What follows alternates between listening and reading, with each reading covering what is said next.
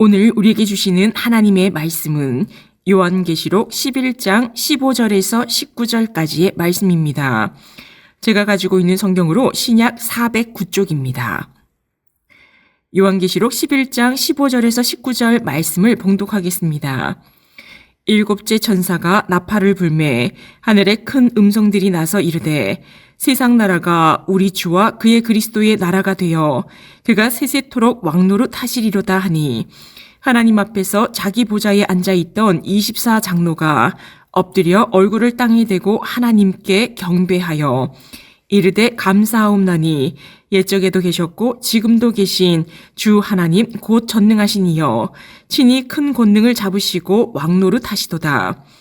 이방들이 분노하며 주의 진노가 내려 죽은 자를 심판하시며 종 선지자들과 성도들과 또 작은 자든지 큰 자든지 주의 이름을 경외하는 자들에게 상 주시며 또 땅을 망하게 하는 자들을 멸망시키실 때로소이다 하더라.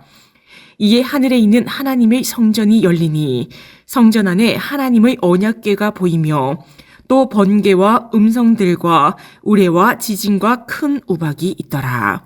아멘. 오늘 우리에게 주신 하나님의 말씀의 제목은 일곱째 나팔과 예수 그리스도 피의 은혜라는 제목으로 말씀을 나누겠습니다. 요한계시록 말씀 안에는 하나님이 내리시는 일련의 세 가지 심판이 있습니다. 바로 일곱인, 일곱 나팔, 일곱 대접 재앙입니다. 오늘 말씀은 일곱 나팔 재앙 가운데 마지막인 일곱째 천사가 나팔을 불 때에 펼쳐지는 상황을 전하고 있습니다. 요한계시록 11장 15절 말씀입니다. 일곱째 천사가 나팔을 불매 하늘에 큰 음성들이 나서 이르되 세상 나라가 우리 주와 그의 그리스도의 나라가 되어 그가 세세토록 왕노릇 하시리로다 하니 일곱째 천사가 나팔을 부니 하늘에서 큰 음성으로 세상 나라가 그리스도의 나라가 된다고 외칩니다. 일곱째 천사가 나팔을 불면 바로 재앙이 임할 줄 알았는데 이 세상의 마지막이 되었을 때 어떻게 되는지 결론부터 이야기합니다. 세상 나라가 그리스도의 나라가 된다. 요한계시록의 핵심은 이긴 자, 승리자 예수님과 함께하면 결국 승리한다입니다. 이 세상의 마지막은 그리스도의 나라가 되어 그리스도와 함께한 백성의 나라가 됩니다. 우리는 마지막 나팔을 불 때 하늘에 울려 퍼질 큰 승리의 함성과 그리스도의 나라에 있는 우리의 모습을 상상하며 지금 현재의 삶에서 이긴 자, 승리자 주님과 언제나 동행하는 삶이 되어야겠습니다. 우리는 이미 주님과 함께함으로 세상을 이겼습니다. 우리는 우리의 인생의 결론, 이미 승리하였음을 알고 있습니다. 이어 16절에서 18절까지 15절의 승리의 함성에 이어 경배와 찬양이 이어집니다. 요한계시록 11장 16절 말씀입니다. 하나님 앞에서 자기 보좌에 앉아있던 24 장로가 엎드려 얼굴을 땅에 대고 하나님께 경배하여 요한계시록 4장 말씀에서 요한이 성령을 통하여 하늘문이 열린 것을 보았고 올라오라는 말씀을 통해 천상의 모습을 보았습니다. 하나님의 보좌와 보석과 같이 빛나는 하나님, 그 주위에 24 보좌와 24 장로, 네 생물이 찬양과 경배하는 모습을 보았습니다. 11장의 일곱째 마지막 나팔이 불리고 그리스도의 나라, 하나님 나라에서 경배와 찬양이 있는 모습을 다시 말씀합니다. 24 장로가 엎드려 얼굴을 땅에 대고 하나님을 경배합니다. 24 장로는 천사를 뜻하기도 하고 하나님의 백성들을 뜻하기도 합니다. 24라는 숫자는 구약의 12지파, 하나님이 택하신 12지파와 신약에서 예수님의 12사도를 합한 수를 뜻합니다. 24 장로는 천사, 그리고 하나님의 백성을 뜻하는 수이지요. 요한계시록 7장에서 하나님이 인치신 자, 하나님의 백성의 수가 14만 4천 명이라고 밝히고 있습니다. 이 수도 마찬가지로 구약의 12지파, 신약의 12사도, 많은 수를 뜻하는 천이 곱하여진 수입니다. 천천히요 만만이라는 말은 1000명, 10,000명이라는 정확한 수가 아니라 많은 수를 뜻하는 것처럼 천이라는 숫자는 많은 수를 상징합니다. 하나님이 택하시고 인치신 백성의 수가 정확히 14만 4천 명이 아니라 하나님의 백성 전체를 상징하는 수입니다. 그리스도의 나라가 임할 때 24장로 하나님의 백성들이 경배하며 찬양합니다. 17절 말씀에서 24장로가 하나님을 찬양한 찬양의 내용이 나옵니다. 요한계시록 11장 17절 말씀입니다. 이르되 감사하옵나니 옛적에도 계셨고 지금도 계신 주 하나님 곧 전능하신 이여 친히 큰 권능을 잡으시고 왕노릇 하시도다. 요한계시록 11장 17절의 말씀에서 24장로의 찬양의 내용은 감사와 옛적에도 계셨고 지금도 계신 하나님을 찬양합니다.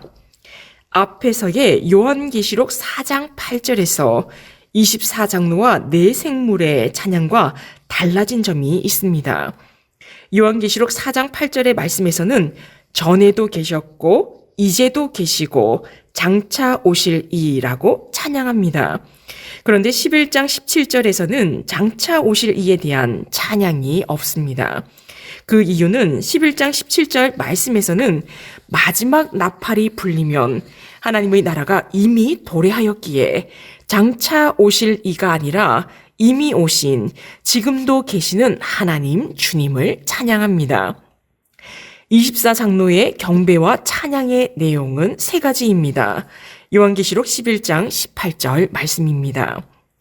이방들이 분노하며 주의 진노가 내려 죽은 자를 심판하시며 종 선지자들과 성도들과 또 작은 자든지 큰 자든지 주의 이름을 경외하는 자들에게 상 주시며 또 땅을 망하게 하는 자들을 멸망시키실 때로소이다 하더라. 경배와 찬양의 내용은 죽은 자를 심판하시는 분, 주님의 이름을 경외하는 자들에게 상 주시는 분, 땅을 망하게 하는 자들을 멸망시키시는 분이라 합니다.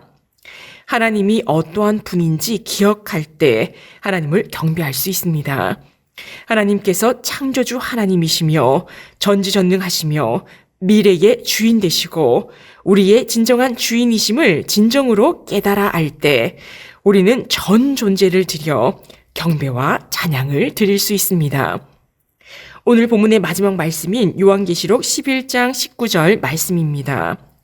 이에 하늘에 있는 하나님의 성전이 열리니 성전 안에 하나님의 언약궤가 보이며 또 번개와 음성들과 우레와 지진과 큰 우박이 있더라. 하늘에 있는 하나님의 성전이 열립니다. 성전 안에 하나님의 언약궤가 보이지요. 하나님의 언약궤는 하나님의 임재의 상징이며 언약궤는 하나님이 하나님의 백성과 함께 한다는 뜻을 나타냅니다. 그리고 하나님의 언약궤 안에는 세 가지가 들어있습니다. 만나를 담은 항아리와 아론의 쌍난 지팡이 그리고 십계명 돌판이 들어있지요. 만나는 출애굽 때에 광야에서 애굽의 음식들을 잊지 못하고 하나님께 원망할 때 하나님께서 내려주신 것입니다. 아론의 쌍난 지팡이는 고라 자손들이 모세와 아론에게 반항할 때 지파들마다 족장들이 지팡이를 하나씩 가져 나오게 하고 하나님께서 아론의 지팡이에 싹이 나게 하여 하나님께서 누구를 택하셨는지 보여주셨습니다. 십계명 돌판은 두 번째 돌판이지요.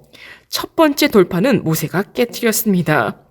모세가 보이지 않자 이스라엘 백성들이 금송아지를 만들고 우상을 섬기듯 하고 있을 때 모세가 분노하여 첫 번째 십계명을 깨뜨렸습니다. 언약궤 안에 있는 십계명 돌판은 두 번째 돌판입니다.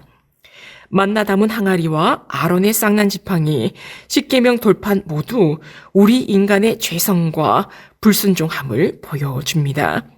죄와 불순종을 정결하게 하기 위해서는 핏부림이 필요합니다. 대제사장이 시은좌, 언약궤의 뚜껑이 되는 부분에 피를 뿌려 정결하게 하고 그곳에서 하나님이 말씀하신 것처럼 하늘에 있는 하나님의 성전에서 하나님의 언약궤가 있는 것은 하나님의 인재하심, 함께하심을 보여주시는 것뿐만 아니라 우리의 모든 죄는 오직 예수 그리스도의 보혈로만 정결하게 되고 구원받게 됨을 우리에게 말씀하시는 것입니다. 예수님께서 단번에 자신을 십자가를 통하여 들이심으로 주님의 피로 우리는 구원을 받았습니다. 오늘 말씀을 통하여 일곱째 마지막 나팔이 불 때 그리스도의 나라가 도래하는 그날에 우리가 하나님 나라의 성전에서 하나님과 우리 주님을 경배하고 찬양할 수 있는 이유는 하나님의 사랑하심과 오직 예수 그리스도의 피의 공로임을 우리는 기억해야 합니다. 기도하시겠습니다. 사랑의 하나님, 이미 오신 예수님과 다시 오실 예수님을 기다리는 대림절에 요한계시록의 말씀을 통하여 주님의 피로 우리를 구원하심과 다시 오실 예수님을 말씀과 기도로 기다리게 하심을 감사합니다. 구약의 만나와 아론의 쌍난 지팡이와 십계명의 돌판에서 하나님의 은혜를 잊고 늘 불순종한 모습을 보이는 죄인인 우리의 모습과 주님께서 우리를 사랑하셔서 단번에 십자가의 피 흘림의 희생으로 구원하신 은혜를 잊고 사는 우리를 용서하여 주옵소서. 주님의 보혈의 은혜로 구원의 은혜를 누림을 기억하여 날마다 경배와 찬양을 올려드리는 우리 모두가 되게 하옵소서. 이 모든 말씀 예수님의 이름으로 기도합니다. 아멘.